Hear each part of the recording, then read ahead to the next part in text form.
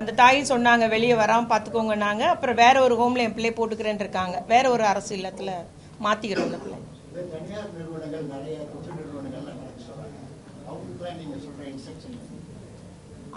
அதை இப்போ இன்னைக்கு சொல்றதுனால எல்லாத்தையும் பெண் காவலர்கள் போட சொல்றாங்க. உள்ள ஆள் நிச்சயம் நைட்டு தங்கணுன்றதை கட்டாயப்படுத்தியிருக்கோம். அது மாதிரி ரெகுலர் விசிட் எங்களுக்கு ரிப்போர்ட் வந்துட்டே இருக்கு. ஏன்னா அந்த திருப்பூர்ல ஒரு இன்சிடென்ட் நடந்ததுலேருந்து பிள்ளைங்களுக்கு ஆள் கட்டாயம் ஒரு பெண்ணு நைட்டு அவங்களுக்கு பாதுகாப்பாக படுத்திருக்கணுன்றது அது எல்லாமே என்ஷூர் பண்ணிட்டு தான் வரோம். பிள்ளைங்களுக்கு தேவையான எல்லா வசதியும் பண்ணணும்னு முறையாக அது மாதிரி ரிப்போர்ட்டும் வாங்கிட்டே இருக்கோம். மந்த்லி ரிப்போர்ட் எல்லாம் நம்ம ஆட்கள் விசிட் பண்ணி மாவட்ட குழந்தைகள் அலுவலர்லேருந்து விசிட் பண்ணி கொடுத்துட்டே இருக்காங்கங்க. அதனால் எல்லாமே இப்போ 3-4 வருஷத்தில் பார்த்தீங்கன்னா மிக கடுமையாக்கிட்டோம். சட்ட நடவடிக்கை அங்கீகாரம் கொடுக்கறதுலேருந்து எல்லாமே கடுமையாக்கிட்டு வரோம். இப்போ இன்னையிலேருந்து அந்த பெண் காவலர்கள்ன்றதை நம்ம என்ஷூர் பண்ணிடுவோம். அதனால் பெண்கள் வந்து நீங்கள் இனி வாட்ச்மேனாக புரிவதுக்கு அவங்களும் தைரியமாக முன் வருவாங்கன்னு நம்புகிறேன் நான். இல்லை இப்போவே போய் இன்ஸ்ட்ரக்ஷன் இப்போ கொடுத்துருவாங்க.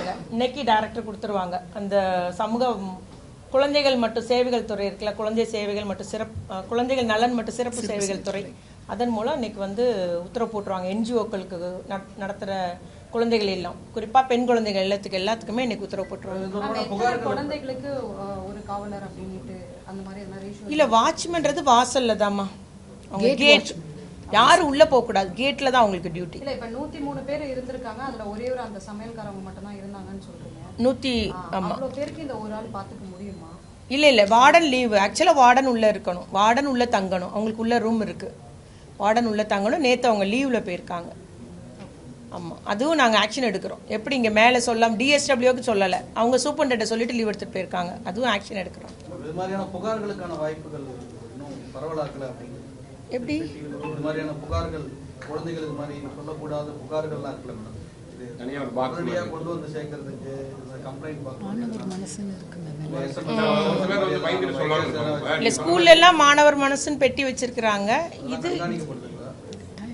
ஆமாங்க, ரெகுலராக கண்காணிக்கப்படுதுங்க. இது இந்த எப்படி நீங்கள் பாஷா ஆக்டில் பணிபுரியும் இடத்துல பெண்களுக்கான அந்த புகார் பெட்டி, அந்த குழுக்கள் எல்லாமே கண்காணிக்கப்படுது. எங்கே புகார் வந்தாலும் உடனே பார்த்துடுறோம். இல்லாட்டாலும் ரெகுலராக பார்க்குறாங்க. ஆமாம், 10-9-8 ஃபோன் நிறைய வருதுங்க. நிறைய நம்பர்ஸ் வந்து அன்லிமிட்டடாக ஃபோன் வருது. ஒன்று சில என்கொயரி வரும், சிலது ஃபண்ணுக்காக பண்ணுவாங்க. ஆனால் நிறைய புகார், சின்ன சின்ன விஷயங்கள் கூட 10-9-8 181 புகாராக வந்துடுது. அந்த கால்ஸ் எண்ணிக்கை அதிகரிச்சுட்டு தான் வருது. அதனால நிறைய பேருக்கு அந்த நம்பர்,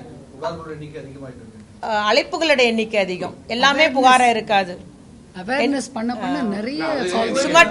இல்ல நீங்க சொன்ன மாதிரி அது பண்ணுங்க பண்ணனா அதுக்கு ஒரு நடவடிக்கை எடுக்கணும். ஏன்னா எப்படி கால் ரெஜிஸ்டர் எல்லாமே சின்ன குழந்தைகள் தானங்க. ஒண்ணும் இல்ல சார், இப்ப 10-9-8 வந்து நம்ம வெளியே சொல்றோம், உடனே அவன் ஃபோன் பண்ணி பார்ப்பான் 10-9-8 ஒர்க் பண்ணுதான். அது அவனுடைய ஒரு என்ன சொல்றது, ஈகரா கியூரியாசிட்டியா பண்றது. அதெல்லாம் தப்புன்னு சொல்ல முடியாது.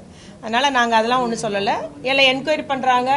சில ஸ்பெஷல் கிளாஸ்க்குலாம் ஃபோன் அதில் தானே வருது, ஸ்கூல்ல வச்சுட்டாங்கன்னு சொல்றாங்க. அதெல்லாமே நிறைய அழைப்புகள் எண்ணிக்கை அதிகரிச்சிருக்கு. அதனால அரசு இல்லங்கள் ஸ்பெசிஃபிக்கா புகார்களுக்கு எண்கள் எதுனா அறிவிக்க வாய்ப்பு இருக்கா? புகார் பெட்டிகள் அல்லது புகார் எண்கள் மாதிரி நம்ம வேணா புகார் பெட்டிகள், புகார் எண்கள் மாதிரி ஸ்பெசிஃபிக்கா இல்ல, இதே 10-8 தான் உங்களுக்கும் immediate action will be taken. எப்படியும் உள்ள வந்து யூ ஹேவ், ஏன்னா பெற்றோர்கள் வர்றாங்கல்லங்க, வாரத்துக்கு ஒருக்கா பெற்றோர்கள் சந்திக்க வர்றாங்க. அதனால அது ஃப்ரீயாம உள்ளதுதான். ஃபுல்லாவே அவங்க யாரையும் சந்திக்க முடியாம வைக்கல, பெற்றோர்கள் வந்து சந்திக்கிறாங்க, உறவினர் வந்து சந்திக்கிறாங்க. அதெல்லாம் ரொம்ப கவனமா தான் பார்த்துட்டு இருக்கோம் நாங்கள். அது நிறைய நிகழ்வுகள்ல வந்து நம்ம சொல்லியிருக்கிறோம். குழந்தை திருமணம்ன்றது மெயினா இப்போ வந்து அந்த தானே முன் வந்து திருமணம் செய்யறாங்க இல்லையா, 18 வயசு கீழே உள்ள எல்லாமே அந்த குழந்தை திருமணத்துக்கு கீழையும் போக்சோ ஆக்டுக்களையும் பதிகிறோம். அதனால எண்ணிக்கை பாதிக்கு மேல இந்த குழந்தை திருமணம் அவங்களுடைய அந்த லவ் அஃபேர்னால அவங்களே முன் வந்து திருமணம் செய்யற நிகழ்வு 48%, 48% வந்து அந்த மாதிரி லவ் அஃபேர்ல உள்ள. ஸோ போக்சோ ஆக்ட் எண்ணிக்கை கூடினதுக்கு அது ஒரு காரணம், குழந்தை திருமணன்றது அது ஒரு காரணமா இருக்கு, டீனேஜ் பிரெக்னன்சி, இந்த மூணுக்குமே காரணம் 48% வந்து லவ் மேரேஜ், காதல் திருமணம். பிளே ஸ்டோர் மற்றும் ஆப் ஸ்டோரில் இருந்து பாலிமர் செயலியை QR கோடு மூலம் பதிவிறக்கம் செய்யுங்கள். செய்திகளை உடனுக்குடன் பெறுங்கள்.